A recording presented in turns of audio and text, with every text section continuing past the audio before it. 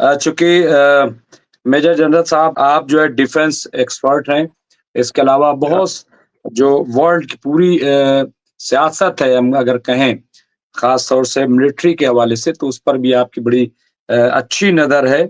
अब वो क्या कहना मेजर जनरल हैं तो अब उसमें कुछ बताने की ज़रूरत नहीं है। सही बात। मैं सिर्फ़ ये जानना चाहता हूँ कि जिस तरह से इज़राइल के हालात हैं, मैं वहाँ की बात करना चाहता हूँ आपसे। और आज भी जैसे खबर आई कि ड्रोन फिर वहाँ पे तिल अबीब में वो पहुँच गया।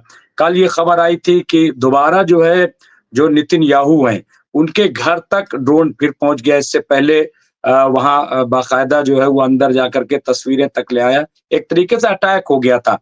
तो ये जो उनके यहाँ आयरन डोम या डिफेंसिव सिस्टम था, क्या अब वो कमज़ोर पड़ रहा है? या क्या है क्या? क्यों इस तरह से? क्योंकि हम देख रहे हैं कि पहले के मुकाबले अब ज़्यादा वहाँ पे चाहे हौती जब फायर करता है तब भी वहाँ पहुँच जाता है। इराकी जो है मिलिशिया वो करती है, वो भी पहुँच जा रहा है, हिज़्बुल्लाह कर रहा है। तो मतलब क्या ये क्यों इतना कमज़ोर हो रहा है?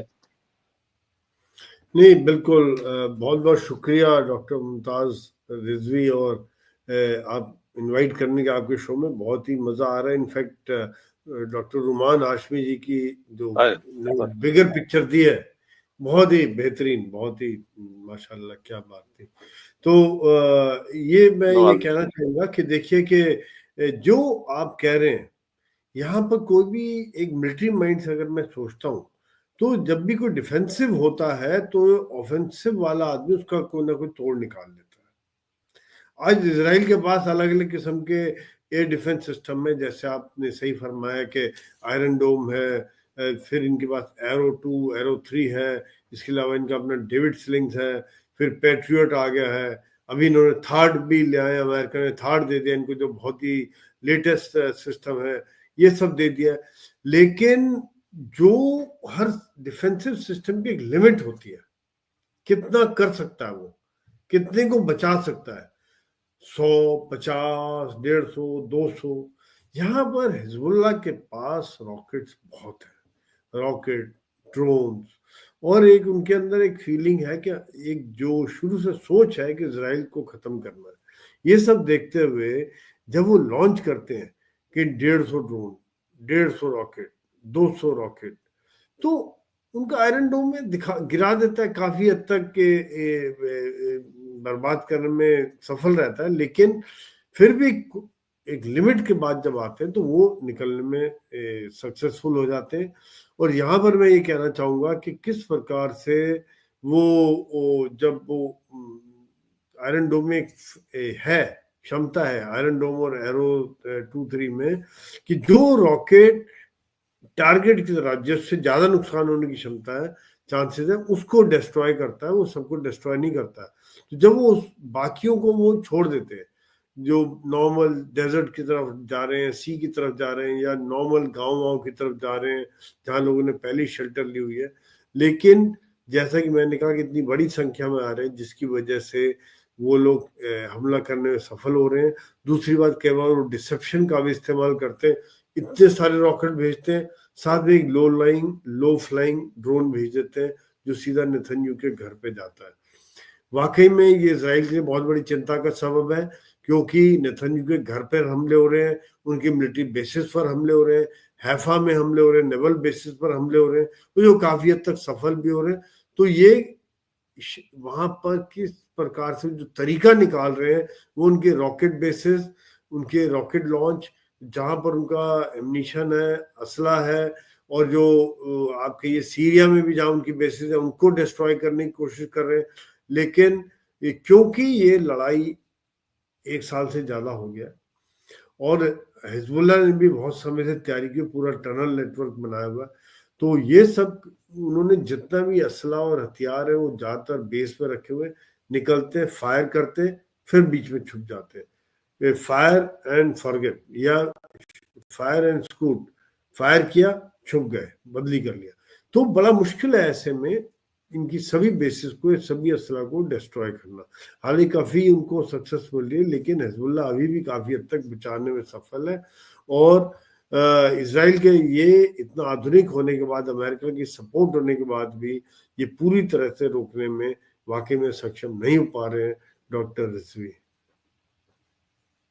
बिल्कुल, और यही चीज नजर आ रही है, और खास तौर से जो ड्रोन कल्चर पैदा हो गया बिल्कुल अचानक बहुत ज्यादा। अभी मैं देख रहा था कि खुद जो अमेरिकी पायलट है उसने ये बात कही कि ड्रोन फौज, मतलब उससे मुकाबला करते करते जो F-15 है वो सारे खत्म हो गए अमेरिका के, ये उन्होंने एतराफ किया। और ड्रोन के फायर को या ड्रोन को रोकना जो है वो जो डिफेंसिव सिस्टम है उसके लिए भी एक बड़ी प्रॉब्लम बताई जा रही है। मैं एक चीज और मेजर जनरल साहब की, ये जो हम देख रहे हैं 13 महीना बल्कि अब तो 14 महीना बीच शुरू हो गया है, और अभी भी हमास हो या हिजबुल्ला हो या उधर हूती तो अभी पूरी ताकत से, अभी तो वो एक तरीके से मैदान में आया ही नहीं पूरी तरह से। या इराकी आप हम देख लें, अगर जो मिलिशिया है वो बहुत इस वक्त बिल्कुल फायर करना शुरू करे, यहाँ तक कि सीरियन, कल तो सीरियन ने भी अटैक किए। ये ऐसे में क्या लग रहा है कि बगैर अब कोई समझौता के क्या ये सिर्फ हमले करके कोई नतीजा निकलेगा, या आखिरकार टेबल पे बैठना पड़ेगा? और इसमें ट्रम्प, जैसा कि बता रहे थे रोमान हाशमी साहब, कि ट्रम्प जब आएंगे तब या उससे पहले कोई किसी नतीजे पर पहुंचेंगे सीज फायर के। नहीं, बिल्कुल मैं रुमान हाशमी जी की बात से बिल्कुल इत्तेफाक रखता हूँ, क्योंकि जो सरकार होती है उसका फर्क पड़ जाता है, एक जो लीडर होता है। हालांकि अमेरिका के इंस्टीट्यूट्स बड़े स्ट्रांग हैं, जो हमेशा वो लॉन्ग टर्म पॉलिसी को देखते हैं, किस प्रकार से क्या रहेगा। कई बार जो कोई प्रेसिडेंट बदली हुए हो जाता है, लेकिन एक जो जो सिस्टम है वो काफी स्ट्रांग है। लेकिन जो ट्रम्प की बात है वो बिल्कुल जैसे हाशमी साहब ने कहा था कि बिजनेसमैन है, एक अलग नजरिए से देखते हैं हर चीज को। उसको देखते हुए अगर हम देखें तो वाकई में एक फर्क पड़ सकता है, क्योंकि रशिया यूक्रेन की लड़ाई से भी वो खुश नहीं, वो चाह रहे हैं कि लड़ाई जल्दी से जल्दी रुके। इसके अलावा मिडिल ईस्ट के बारे में कई बार मैं देखता हूँ उनका नजरिया अलग है। यहाँ पर वो चाहेंगे शायद ईरान को कमजोर किया जाए। सबसे बड़ा उन्हें खतरा है कि ईरान न्यूक्लियर पावर ना बन जाए।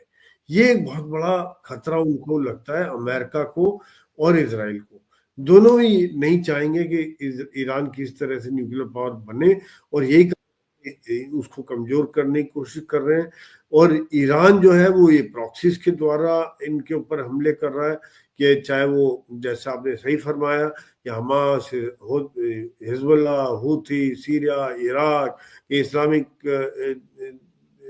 फंडामेंटलिस्ट हैं, या फिर ये अपना ये यहाँ से फायर कर रहे हैं। जो प्रॉक्सीज हैं इन्होंने इसराइल को अलग अलग डायरेक्शन से हमला करके वाकई में एक बहुत बड़ा चैलेंज बना हुआ है। तो ये कहीं ना कहीं अभी आप देखिए कि ईरान के ऊपर हमला करना भी चाह रहे हैं, लेकिन कर नहीं रहे जिस हिसाब से करना चाहिए, या ये अभी भी हिचकिचा रहे हैं। क्योंकि आप देखिए ईरान ने 2 बार हमला किया था, एक बार अप्रैल में हुआ था, एक बार अक्टूबर में हुआ। लेकिन जो रिटेलिएशन हुआ था वो उस हिसाब से नहीं था जिस हिसाब से होना चाहिए था। क्योंकि अक्टूबर में भी कहा जाता है कि अमेरिका ने रोका था, इसराइल को कंट्रोल किया था कि आप इनके न्यूक्लियर प्लांट पे, आप ऑयल इंस्टॉलेशन पे हमले नहीं करेंगे, बाकी जगह हमला करेंगे। एक टोकन टाइप हमला हो गया। यही अप्रैल में भी ऐसा हुआ था, एक टोकन टाइप रिटेलिएशन हुआ था। तो ये सब देखते हुए क्या वो ईरान को डायरेक्टली कन्फ्रंटेट नहीं करना चाह रहे हैं और उनके प्रॉक्सीज को डिस्ट्रॉय करना चाह रहे हैं। पर अगर खाली प्रॉक्सीज को डिस्ट्रॉय करते रहेंगे तो ये बहुत बड़ा टाइम लगेगा, क्योंकि आप देखिए 7 अक्टूबर के बाद से लड़ाई शुरू हुई, जंग शुरू हुई, और अभी तक हमास को भी पूरी तरह से खत्म नहीं कर पाए हैं। जबकि हमास चारों से घिरा हुआ था, गाजा को इन्होंने घेरा डाला हुआ था समुद्र से, जमीन से, और कई बाहर से सपोर्ट नहीं मिल पा रही थी। लेकिन अभी भी जंग जारी है। हिजबुल्ला के साथ अभी बहुत कैजुअलिटीज हो रही है इनकी, ये बहुत बड़ा चैलेंज है। हिजबुल्ला की बहुत ज़्यादा ट्रेंड है, इनके पास असला भी बहुत ज़्यादा है, और इनके पास सप्लाई लाइन भी खुली है पीछे से। हालांकि ये बार बार क्लेम करते हैं कि सीरिया में हमला करके और बाकी जगह हमला करके इन्होंने इनकी सप्लाई लाइन को खत्म करने की कोशिश करी, लेकिन सप्लाई लाइन आती रहेगी, कहने के तरीकों से अलग अलग रस्तों से पहुंच जाएगा इनके पास हथियार और असला। तो ये सब देखते हुए इसराइल के समय में एक बहुत बड़ा चैलेंज है इस समय में। और ये ट्रम्प के लिए भी चैलेंज रहेगा कि वो मिडिल ईस्ट को किस प्रकार से हैंडल करते हैं। रशिया यूक्रेन को तो शायद कर लें, लेकिन ये एक बहुत बड़ा ऐसा पेच है जिसको सुलझाना हजारों सालों से चल रहा है और 47 के बाद से चल रहा है। तो अब कैसे क्या होगा ये देखने वाली बात है रिजवी साहब। बिल्कुल, बिल्कुल। और मैं रेड सी पर बात करूँगा मेजर जनरल साहब से, लेकिन जो मिसाल आपने दी मेरे ख़्याल से मैं थोड़ी-सी वज़ाहत कर दूँ एक दूसरे हवाले से। आपने कहा कि वो यज़ीद और मुआविया के हवाले से, मैं कहूँगा कि चूँकि वो शिया मुल्क है और आयतुल्लाह सैयद अली ख़ामनाई बहुत जदीद हैं और पढ़े-लिखे का ही इंतख़ाब करेंगे, तो जिस तरह से खुद हुज़ूर सल्लल्लाहु अलैहि वसल्लम ने मौला अली को एक तरीके से गदीर के मैदान में मन कुंतु मौला फ़हादा मल अलीउन मौला, जिसका मौला उसके अली मौला, इस तरह से उन्होंने एक तरीके से ऐलान कर दिया था विलायत का।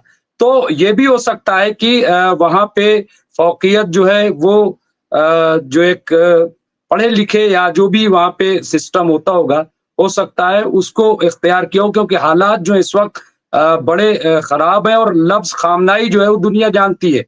लफ्ज़ ख़ामनाई, तो हो सकता है कि उसको भी एक सिंबॉलिक के तौर पे वो उन्होंने इसका इस्तेमाल किया हो कि ये ज़रूरी है। इससे पहले हम सुन रहे थे कि जब इब्राहिम रईसी साहब थे, तो उन्हीं के बारे में कहा जाता था कि वो जानशीन बनेंगे क्योंकि वही जो है इसके अहल हैं।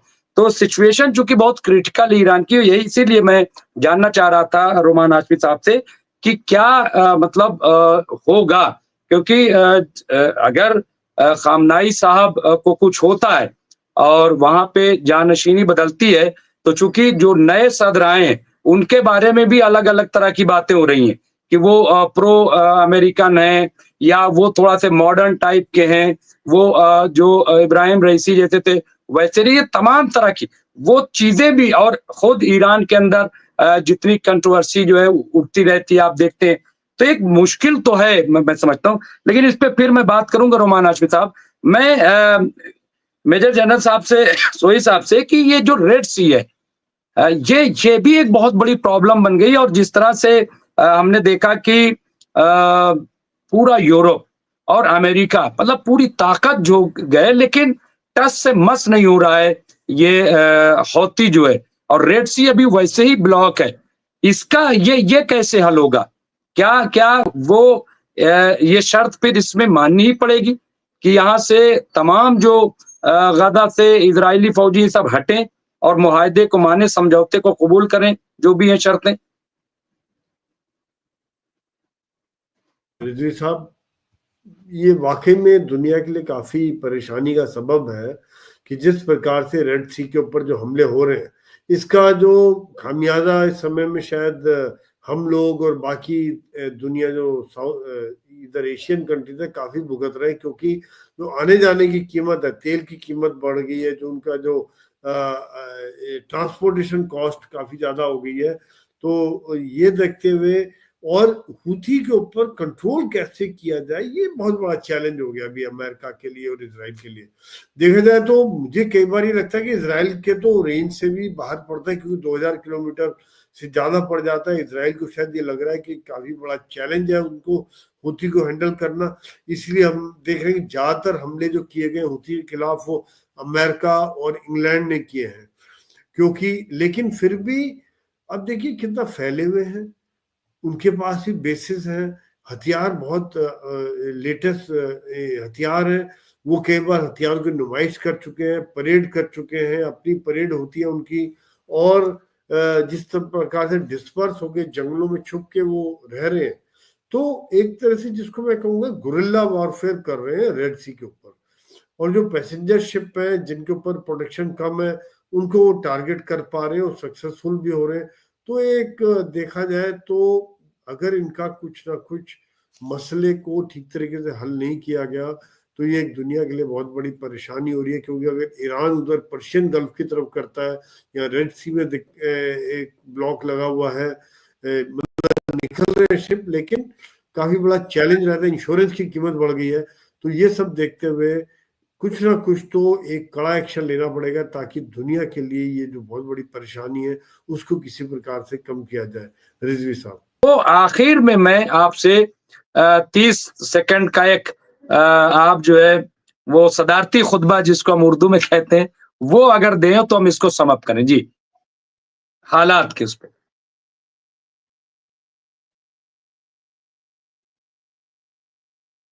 अनम्यूट कर लें कैप्टन साहब। जी मेजर साहब। मुझे बहुत ही बेहतरीन डिस्कशन था और काफ़ी कुछ मुझे सीखने का मौका मिला बाकी डॉक्टर हाशमी साहब से, कैप्टन साहब से और आपसे।